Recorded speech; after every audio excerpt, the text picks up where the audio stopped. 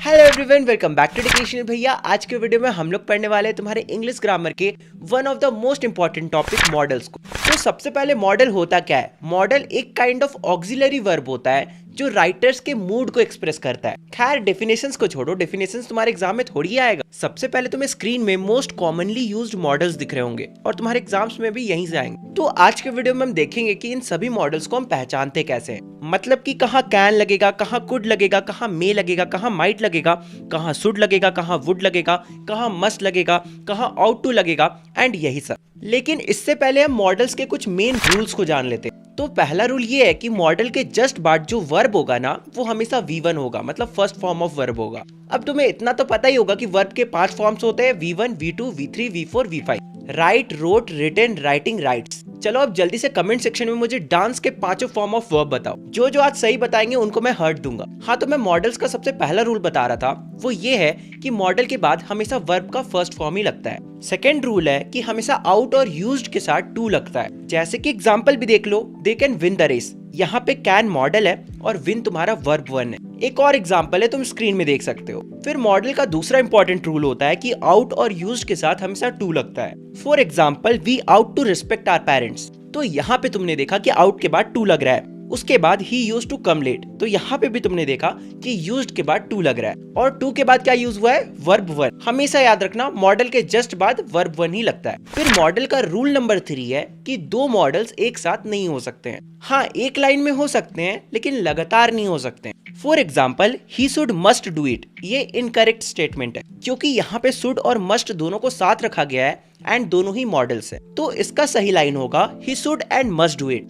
यहाँ पे हमने बीच में एंड लगाया ताकि दोनों मॉडल्स को हम सेपरेट कर सके। फिर हमारे मॉडल्स का चौथा रूल है कि ये जो मॉडल्स होते हैं ना, ये एक ही फॉर्म में रहते हैं। मतलब इनके फॉर्म्स नहीं होते हैं जैसे कि V1, V2, V3, V4, V5। इनका हमेशा एक ही फॉर्म होता है। मतलब अगर कुड है तो कुड ही रहेगा, मस्ट है तो मस्ट ही रहेगा, मस्टेड नहीं होगा। आई होप सो तुम्हें मॉडल्स के रूल समझ में आ गए होंगे।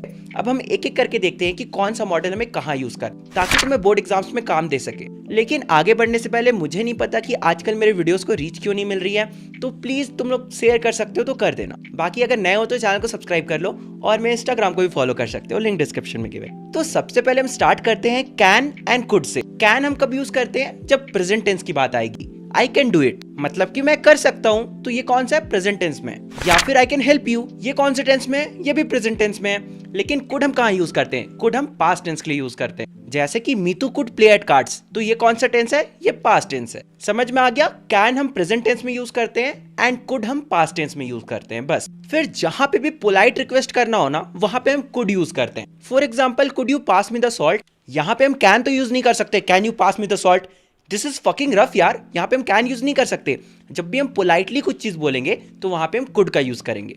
अगर कोई पास्ट पॉसिबिलिटी है जो फुलफिल नहीं हो पाई है, वहां पे भी हम कुड का यूज करते हैं। बेसिकली कुड प्लस हैव का यूज करते हैं। फॉर एग्जाम्पल देख लो, you could have done the sum with little more attention. मतलब कि तुम उस सम को सॉल्व कर सकते थे लेकिन तुम कर नहीं पाए। तो यहाँ पे क्या हुआ? जो तुम्हारी पॉसिबिलिटीज थी वो फुलफिल नहीं हो पाई। तुम कर सकते थे लेकिन नहीं कर पाए, तो इसलिए यहाँ पे हम यूज करेंगे could plus have. You could have done the sum with little more attention. इसके बाद जहां पे भी परमिशन देना हो या ऑर्डर देना हो या प्रोहिबिशन देना हो या फिर ऑफर देना हो, वहां पे हम कैन का यूज करते हैं। बहुत सिंपल है, दिमाग खोलकर सुनोगे सब कुछ समझ में आएगा। For example, yes you can go now, यहाँ पे हम परमिशन दे रहे हैं तो इसलिए यहाँ पे कैन का यूज हुआ। दूसरा example, you can not enter the room, यहाँ पे हम ऑर्डर दे रहे हैं कि तुम रूम के अंदर नहीं घुस सकते हो।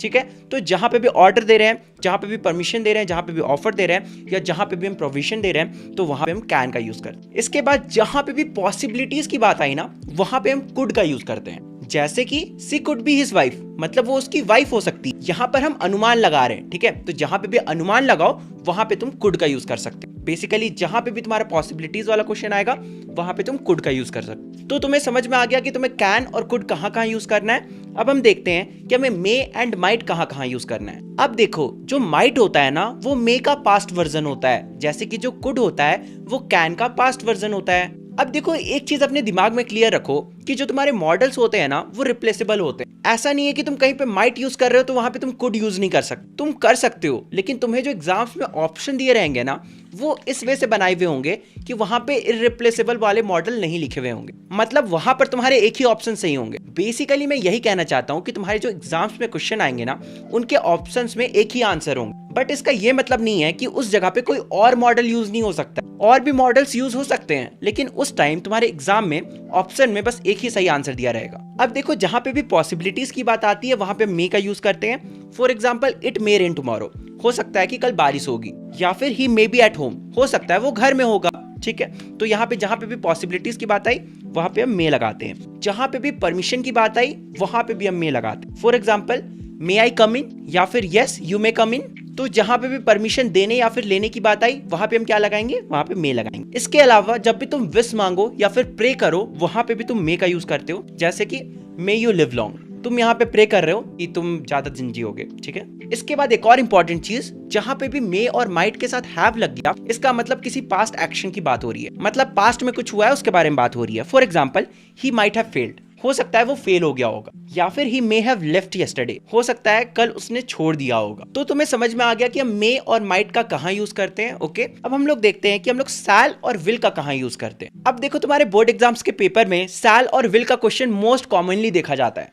एंड ये थोड़ा समझने वाला टॉपिक भी है, इसलिए ध्यान से स्क्रीन में देखो। तुम्हारे बोर्ड्स के पेपर में सैल और विल से क्वेश्चन बहुत कॉमनली पूछा जाता है, तो इसलिए स्क्रीन में ध्यान से आंख गड़ा कर देखो एकदम, ठीक है। तो जहां पे भी नॉर्मली फ्यूचर टेंस की बात हो, ठीक है, फर्स्ट पर्सन में सैल लगेगा और सेकंड और थर्ड पर्सन में विल लगेगा। अब मैं तुम्हें एकदम बच्चों की तरह बता देता हूं कि फर्स्ट पर्सन में आई और वी यूज होता है, सेकंड पर्सन में यू यूज होता है, और थर्ड पर्सन में ही सी इट दे यूज होता है। ये एकदम क्लास 2 वाले बच्चे को भी पता रहता है, फिर भी मैं बता दिया, कुछ बच्चों को 10th वाले बच्चों को भी नहीं पता रहता है, इसलिए बता दे रहा हूं। तो जहां पर भी फर्स्ट पर्सन हुआ वहां हम क्या यूज करेंगे, सैल यूज करेंगे, ठीक है। For example I shall go home, यहाँ पर जो आई है वो फर्स्ट पर्सन है इसलिए हमने सैल यूज करा। फिर सेकंड पर्सन जहां पे भी यूज होगा या फिर थर्ड पर्सन जहां पे भी यूज होगा वहां पे हम विल यूज करेंगे। एग्जांपल देख लेते हैं, यू विल रीच लेट, यहाँ पे जो यू है वो सेकंड पर्सन है इसलिए यहाँ पे हमने विल लगाया। फिर हमारा थर्ड पर्सन का एग्जांपल है ही विल गो लेट, यहाँ पे ही तुम्हारा थर्ड पर्सन है इसलिए हमने साथ में विल यूज करा। तो तुम्हें समझ में आ गया, जहां पे भी फ्यूचर टेंस हो और फर्स्ट पर्सन हो तो वहां पे सैल यूज करेंगे,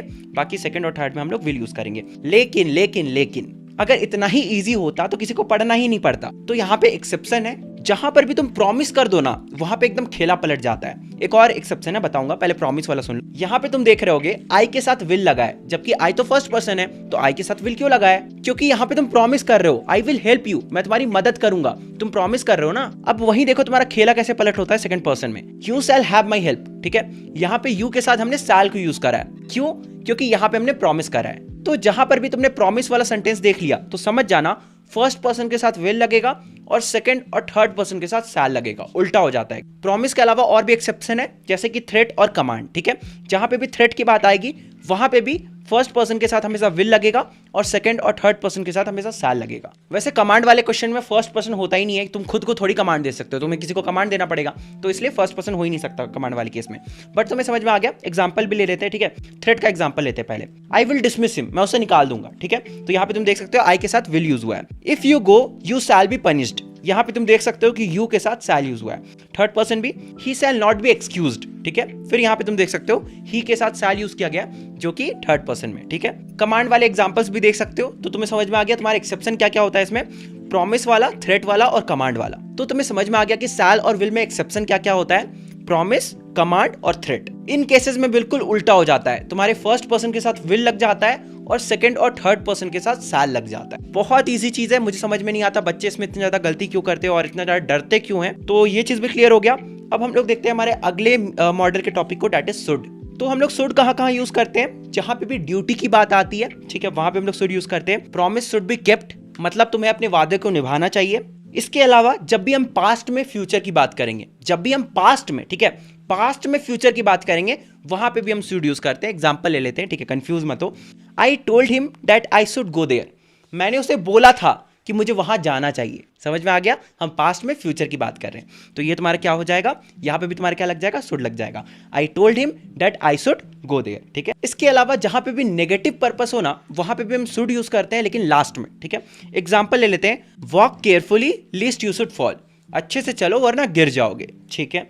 तो यहाँ पे तुमने देखा कि शुड लास्ट में यूज हुआ है, शुड फॉल। यहाँ पे बहुत सारे बच्चे बोलेंगे भैया आपने बोला शुड लास्ट में यूज करते हैं, फिर यहाँ पे शुड के बाद फॉल लगा हुआ है। तो भाई मॉडल्स के बाद एक वर्ब होता ही होता है, लास्ट में कहने का मतलब था लास्ट वाले वर्ब से जस्ट पहले, ठीक है। इसके बाद जहां पे भी एडवाइस देना हो वहां पे भी हम शुड का यूज करते हैं, ठीक है।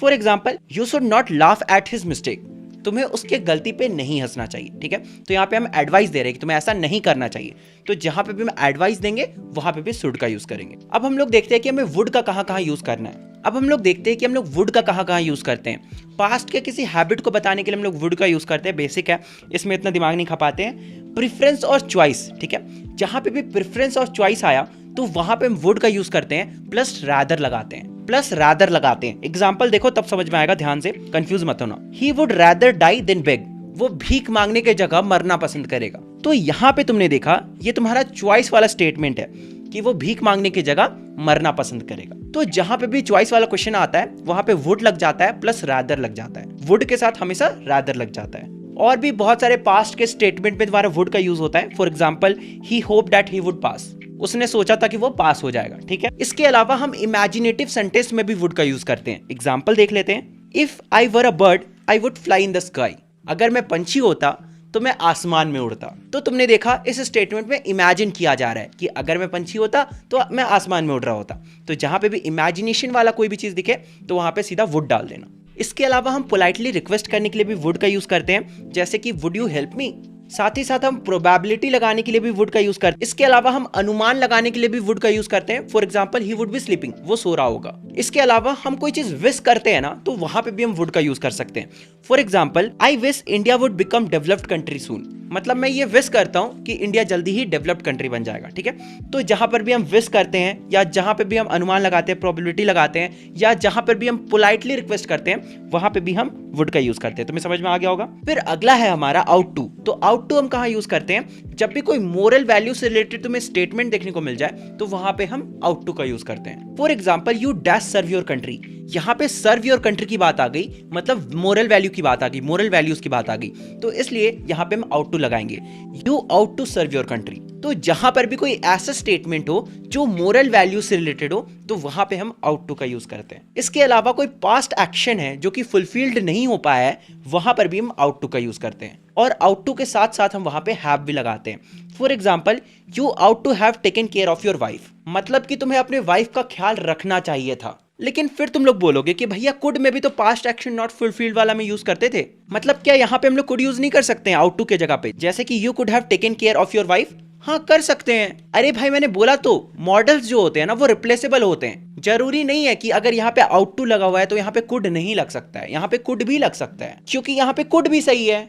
लेकिन तुम्हारे एग्जाम्स में जो ऑप्शन दिए रहेंगे तुम्हें वहीं से ना चूज करना है। अगर तुम्हारे एग्जाम में ऑप्शंस में कुड नहीं दिया रहेगा, आउट टू दिया रहेगा, तो छोड़ के आ जाओगे क्या? नहीं ना छोड़ोगे। फिल इन दी ब्लैंक से तो चलो भैया कुछ भी डाल दिए जो सही था, लेकिन फिल इन दी ब्लैंक्स नहीं है और कुड भी नहीं गिवन है, तो वहां पे आउट टू ना सही बैठेगा, तो वहां पे आउट टू डालेंगे। इसके अलावा मस्ट का हम कहाँ यूज करते हैं? जहां नेसेसिटी हो वहां पे मस्ट का यूज करते हैं। For example, I must leave now. इसके अलावा हम ऑर्डर देने के लिए भी मस्ट का यूज करते हैं, ठीक है। For example, you must leave now, मतलब अभी यहां से निकलो, ठीक है, अभी यहां से निकल जाओ। इसके अलावा अगर कहीं स्ट्रॉन्ग पॉसिबिलिटी हो, एकदम स्ट्रॉन्ग पॉसिबिलिटी हो, वहां पर भी हम मस्ट का यूज करते हैं। She must be working in the office now. अगर हल्का फुल्का पॉसिबिलिटी है तो हम लोग क्या यूज करते थे? मे यूज करते थे। और बहुत कम प्रोबेबिलिटी हो तो वहां पे हम क्या यूज करते थे? वहां पे हम वुड यूज करते थे। आई होप सो तुम्हें याद होगा। इसके अलावा पास्ट एक्शन नॉट परफॉर्म्ड में हम मस्ट का भी यूज करते हैं, ठीक है। कंफ्यूज मत हो, तुम्हारे एग्जाम में जो ऑप्शन दिया होगा वही चूज करना। ऐसा सीबीएसई वाले कभी नहीं करेंगे कि तुम्हारे दो ऑप्शन करेक्ट दे दे, और अगर दो ऑप्शन करेक्ट दे भी दिए तो दोनों का दोनों सही होगा, ठीक है, वरना उन्हें सबको मार्क्स देना पड़ेगा। इसलिए टेंशन मत लो, ये सब चीज का टेंशन मत लिया करो। अच्छा, यहाँ पे हम एग्जाम्पल देखे ही नहीं। You must have left them, तुम्हें उन्हें छोड़ देना चाहिए था। यहाँ पे हमने मस्ट के साथ हैव लगा दिया। इसके अलावा हम यूज टू कहाँ यूज करते हैं? जहां पे भी कोई हैबिचुअल एक्शन की बात हो वहां पे हम यूज टू का यूज करते हैं। अब हैबिचुअल एक्शन क्या होता है? जो एक इंसान रेगुलरली करता है वो हैबिचुअल एक्शन हो जाएगा। For example, he used to go to Delhi, वो दिल्ली जाया करता है, ठीक है, मतलब ये हैबिचुअल है, वो जाते रहता है। तो जहां पे भी हैबिचुअल एक्शन हो वहां पे हम यूज टू यूज करते हैं। इसके अलावा जहां डिसकंटिन्यूड एक्शन हो, मतलब जो वो किया करता था लेकिन अब नहीं करता है, वहां पे भी हम यूज टू का यूज करते हैं। For example, he used to play hockey, मतलब वो पहले हॉकी खेला करता था, अभी नहीं खेलता है लेकिन वो खेला करता था, ठीक है, डिसकंटिन्यूड एक्शन है। तो इतने ही तुम्हारे मेन मॉडल्स होते हैं जो तुम्हारे एग्जाम्स में आते हैं। आई होप सो तुम्हें अच्छे से मॉडल समझ में आया होगा और अब तुम कॉन्फिडेंट हो गए कि तुम गलती नहीं करोगे। कॉन्फिडेंट तो आना ही चाहिए, 2-4 क्वेश्चन सॉल्व कर लेना, कॉन्फिडेंस आ जाएगा।